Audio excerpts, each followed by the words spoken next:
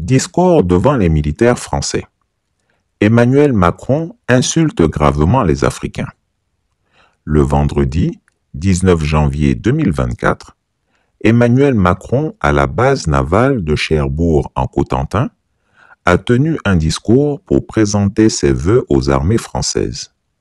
Ce fut pour lui l'occasion de s'en prendre aux États et au peuple d'Afrique subsaharienne dans un langage d'une violence rare et inédite pour un chef d'État de la Ve République française. Sans sourciller le moins du monde, il a déclaré ceci.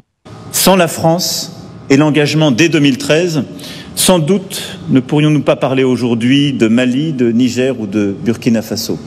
Ce n'est pas la première fois, en utilisant les mêmes termes, presque mot pour mot, que le président français tente de rabaisser les États et les peuples du Mali, du Niger et du Burkina Faso. Dans une interview accordée à l'hebdomadaire français Le Point, publiée le 23 août 2023, Emmanuel Macron a déclaré ceci. « Si nous n'étions pas engagés avec les opérations Serval puis Barkhane, il n'y aurait sans doute plus de Mali, plus de Burkina Faso. Je ne suis même pas sûr qu'il y aurait encore le Niger. » Rebelote quelques jours plus tard, lorsqu'il a reçu le lundi 28 août 2023 les ambassadeurs français au Palais de l'Élysée dans le cadre de la conférence des ambassadrices et ambassadeurs. Devant le corps diplomatique français au grand complet, il a encore déclaré « Si la France n'était pas intervenue, si nos militaires n'étaient pas tombés au champ d'honneur en Afrique, si Serval puis Barkhane n'avaient pas été décidés, nous ne parlerions pas aujourd'hui ni de Mali, ni de Burkina Faso, ni de Niger. Ces États n'existeraient plus aujourd'hui dans leurs limites territoriales. Je peux vous le dire avec certitude. C'est donc une constante chez Macron. L'Afrique sans la France n'est rien du tout.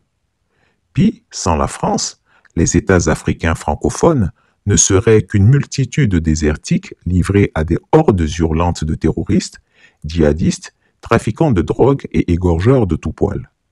Ces propos tenus par le président de la République française sont à minima insultants, sinon à tout le moins dégradants, humiliants et méprisants pour des dizaines de millions d'Africains. Il les réduit à l'état de gamins impuissants, incompétents, inconscients et immatures. La France est la gardienne de la sécurité, de la dignité et de la sûreté des Africains. Autant dire, sans la France, les Africains retomberaient dans la sauvagerie et dans l'animalité. Quel mépris, quelle condescendance. Ce sont des gens comme Emmanuel Macron qui ont justifié le massacre, l'assujettissement, l'esclavage et la déportation des Africains au nom d'une prétendue mission civilisatrice de l'Occident. Si les Africains sont des inconscients immatures, ils trouvent donc normal que les Français leur prennent la main et leur disent ce qu'ils doivent faire et ne pas faire. C'est un retour à la colonisation pure et simple qu'Emmanuel Macron prône. Ce sont des propos d'un mépris et d'une condescendance inégalés qu'aucun président de la Ve République française n'aurait osé tenir. Oser dire que sans la France, le Mali, le Burkina Faso et le Niger disparaîtraient et seraient remplacés par des proto-États islamiques dirigés par des califes barbus et décapiteurs est d'une indécence révoltante et dénote un manque de culture sidérant. Malgré des décennies de présence de Daesh en Syrie, en Afghanistan, en Irak, ces États n'ont jamais cessé d'exister. Mieux, les terroristes ont tous été défaits par les résistants et les armées de ces pays, sans le concours des armées occidentales. Malgré près de 50 ans de guerre civile et d'occupation d'une large partie du territoire par les islamistes d'Al-Shabaab, la Somalie existe toujours. Des élections ont lieu, le pays siège toujours aux Nations Unies et signe des accords économiques et commerciaux avec des puissances établies, telles les États-Unis et la Grande-Bretagne. Même la Libye, que la France a tenté de détruire, juste pour réduire au silence le colonel Kadhafi, en l'assassinant, existe toujours. Pourtant, ce pays a été plus lourdement bombardé par la coalition internationale, dirigée par la France, que le Japon et le Vietnam réunis. Comment pourrait-on imaginer que des États aussi solides, dotés de civilisations et d'une culture millénaire comme le Mali, le Niger ou le Burkina Faso, peuvent disparaître parce que la France n'est pas à leur côté pour leur dire comment se défendre face à des bandes de terroristes, plus trafiquants de drogue et pillards que véritablement idéologues du djihad. L'affirmer, c'est faire étalage d'une incurie politique, culturelle et historique. Rappelez-vous de la rencontre de la Baule, ce qu'on a appelé le fameux discours de la Baule. C'était du 19 au 21 juin 1990, où Mitterrand rappelait aux Africains, 35 chefs d'État réunis, que ce n'est plus le fameux slogan amitié, coopération, c'est désormais la démocratie qui est source du développement pour vous, les pays africains, qui est source de prospérité pour vous, les pays africains. Mais si Mitterrand avait fait cette annonce, c'est parce que Mitterrand, à l'époque, avait cru avoir trouvé de nouveaux partenaires à travers les pays de l'Est libérés, ou supposés être libérés. Et la balkanisation de nos maigres États. Il avait pour objectif de ressusciter les instincts que les supposées dictatures ont su contenir bon gré, mal gré. Et c'était l'objectif. Amener les États africains à ce qu'on avait appelé le multipartisme.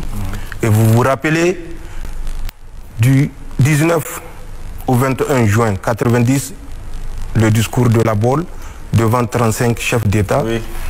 Vous vous rappelez la succession de 90, fin 90 à 91, des multipartismes, des conférences nationales qui avaient cours dans tous les États pratiquement francophones.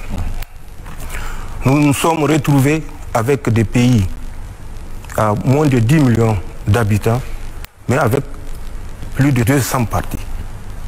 Dieu merci, n'a pas été atteint. Nombreux, 100 à 200, ont su garder un certain équilibre, mais quand l'objectif non atteint, rappelez-vous, en 1994, tous les pays tentent de dévaluation. C'est des événements, c'est des faits qu'il faut mettre en commun. Pour à ça, j'ai pensé faire le rappel, remettre les choses dans leur contexte, fin au régime qui exécutait à la lettre, fait pour le maître. Il est temps que nous fassions pour le bien de nos peuples.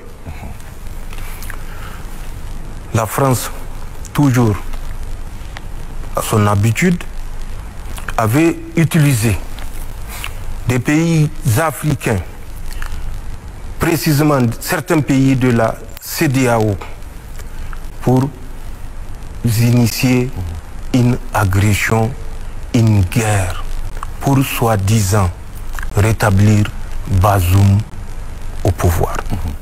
Faut-il rappeler à cet ignorant d'Emmanuel Macron que sans les États-Unis, la Grande-Bretagne, la Russie et les tirailleurs sénégalais, la France aurait été purement et simplement effacée de la carte du monde et intégrée à l'Empire germanique? Emmanuel Macron a-t-il oublié qu'en 1870, la France a été battue par la Prusse à la bataille de Sédan et que son empereur a été fait prisonnier? Le 10 mai 1871 est signé le traité de Francfort qui rattache l'Alsace et la Lorraine à l'Empire allemand et qui oblige la France à verser une très lourde indemnité de guerre. À la suite de cette défaite cuisante, l'Empire germanique a été proclamé à Versailles. Y a-t-il pire humiliation que cela? Il a fallu que les Alliés aident la France pendant la Première Guerre mondiale pour qu'au traité de Versailles, Clemenceau obtienne que cette région soit de nouveau rattachée à la France. Lors de la Deuxième Guerre mondiale, Hitler n'a-t-il pas pris son café à la Tour Eiffel, sous les yeux d'une France vaincue et asservie? N'eût été les États-Unis, la Grande-Bretagne et la Russie, c'en était fini de la France. Quand on dirige un pays qui a pris l'habitude de céder des pans entiers de son territoire à des ennemis qui l'ont vaincu militairement, on devrait avoir la critique plus modeste. Sans la France, le Mali a reconquis Kidal et plusieurs zones autrefois aux mains des terroristes, en dépit de la présence de l'armée française en place depuis une décennie. Le Burkina Faso et le Niger se sont réorganisés et sont en train de doter leurs armées des moyens militaires et humains adéquats pour vaincre, à l'image du Mali, la coalition terroriste internationale qui veut s'implanter dans leur pays. L'Afrique a montré que sans l'aide de la France et de son armée, elle sait se défendre et sait défendre son territoire, n'en déplaise à Emmanuel Macron, qui, pour cacher son impuissance et sa faiblesse, se réfugie derrière les injures et les calomnies envers les peuples africains et leurs dirigeants. Ce faisant, il montre toute son immaturité et son incapacité à assumer avec dignité la fonction de chef d'État. Les Français ont commis la pire erreur politique de leur vie en confiant leur destinée à un jeune homme immature, amateur de vieilles femmes et obsédé par la promotion de l'homosexualité.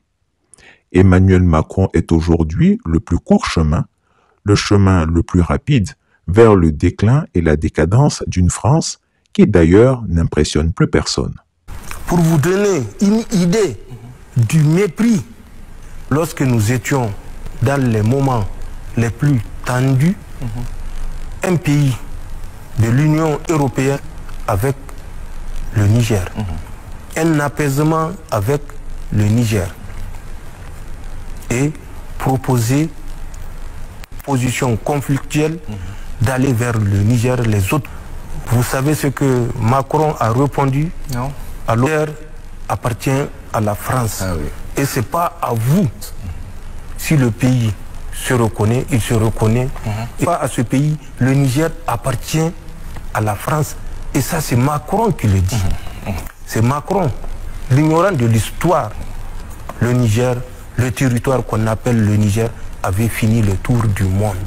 Et le territoire que eux, ils ont appelé le Niger avait en termes politiques.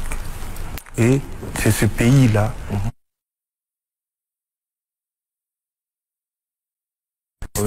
montrer que le Niger n'est la propriété de personne, d'égal à égal dans la dignité.